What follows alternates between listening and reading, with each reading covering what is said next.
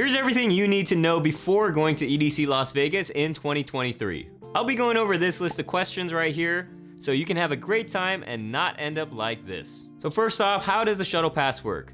There are two different types of passes. The first is the standard Shuttle Pass, which stops at these 5 different stops below, and they depart from 7 p.m. to 11:30 p.m. Now on the way back to your hotel, they leave starting at 3 a.m., so there's no leaving early. They keep running until 30 minutes after the music ends, so that's around 6 to 6:30. Now the premier shuttles, for all you bougie people, let you choose when to depart and return from these times below. There's also more stops, and it's gonna be less crowded, so you don't have to breathe the same air as those lowly standard shuttlers. Now the shuttles in general will have a long wait, but for a massive event like EDC, this is standard, no matter which transportation option you choose, and might as well make some friends along the way. How is the EDC parking lot? In one word, horrendous. Towards the morning hours, the parking lot can be a huge headache, but it's inevitable. It's obviously gonna be worse when the festival ends. My first year, it took me 3 hours to get out of the lot.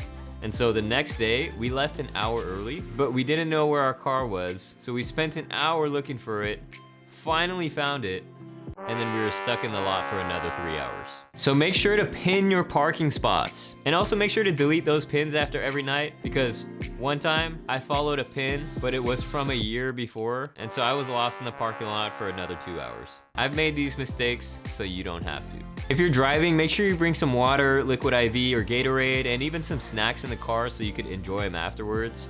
And you could even bring some alcohol or whatever you want to pregame beforehand. A little cooler will help as well to keep those drinks nice and refreshing. If you reserve a locker, do you have to use it all 3 days? So the website says limited single-day lockers will be available on site, but if you're buying online, it's gonna be a 3-day locker rental for $100.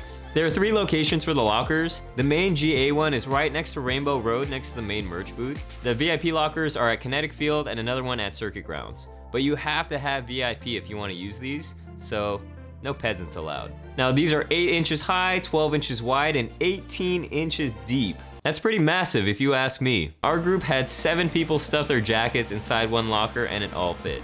So it's pretty worth it if you split the cost. It's especially convenient when it gets cold at night. Is food really expensive? This is a festival, so yes. If you can, try eating something before the festival. I know my first couple years I would just survive off of Jamba Juice the whole weekend, but you want to eat something. Get some calories, get some protein, get some carbs in you, and there's so many great food options in Vegas. Meals in general are going to cost around $15 to $20, so I like to get something with some protein in it, something that'll give me energy, like a burrito, chicken tenders, or like a rice bowl. Now, if you're buying drinks on top of that, you're gonna fuck up some commas. I try and sneak in some portable flasks every time, and I save tons of money on drinks. If you shove one of these deep into a camelback, the security guards usually won't find it unless you get someone really strict. And worst case, they'll just make you throw it away. Is phone service really that bad? Yep. The signal sucks, which is why it's so important to have meetup spots. Before the festival, tell your friends at 10 p.m., let's meet at the lockers before Zed's set, because you never know what's gonna happen, and it's always good to have a backup plan. The lockers are a great meetup spot because they're in the center of the map, and so they're not too far from any stage. How are the bathrooms? Now, these are gonna be standard porta potties, which get gross at the end of the night. They're pretty much on the edges of the entire map between the major stages. Now, this seems like common sense, but always look for the lines with the least amount of people. These are usually towards the back because people in the front don't wanna wait.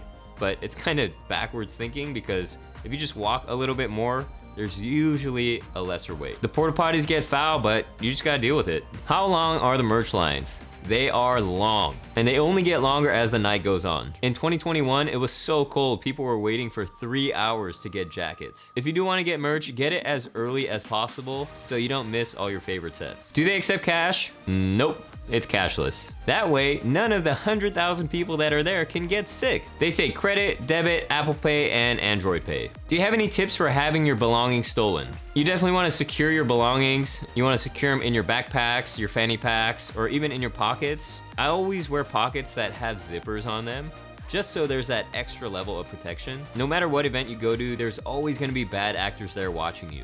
They target people that are usually too drunk or inebriated, and they always work in groups. So be vigilant and stay aware of your surroundings. Getting your phone jacked sucks, so that's why having these meetup spots is so crucial, because you want to enjoy the night with all your best friends. What is the best location for pictures? There's really no wrong answer here. There's so many different art structures and areas around the stages where you could get great photos. Any photo in front of any of the stages will look good. In front of Daisy Lane. Daisy Lane is a really popular spot for photos.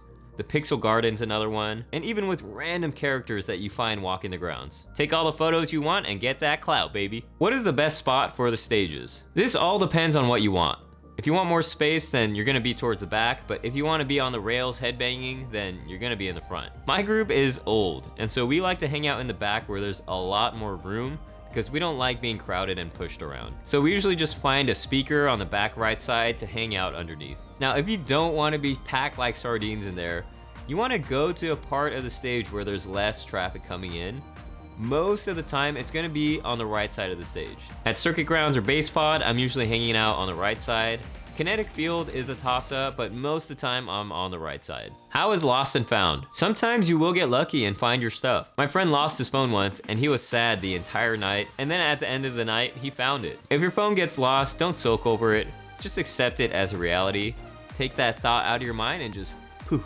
That way you can actually enjoy the rest of your night, because that's what you're there for. You're there to have a good time. If you lose it, it's not the end of the world. Everything will be okay. Do you need to register your wristband? No, you don't really need to register it. When I'm tightening the wristband around my wrist, I like to keep it a little loose, but not too loose, because nobody likes that. I'll tighten it around the widest part of my hand so I can take it on and off whenever I want. Do they sell single-day passes? No, they do not. You can buy from others who are selling portions of their 3-day pass, but it can be a little iffy. I usually buy tickets on the Facebook group Rave Exchange, but I always make sure I have mutual friends with them. I've gotten scammed quite a few times, and in my experience, it's always the seemingly nicest people that end up screwing me over. If it's too good to be true, it probably is. Now, if you have any more questions, put them down below, and if you like this video, you're gonna love the next one.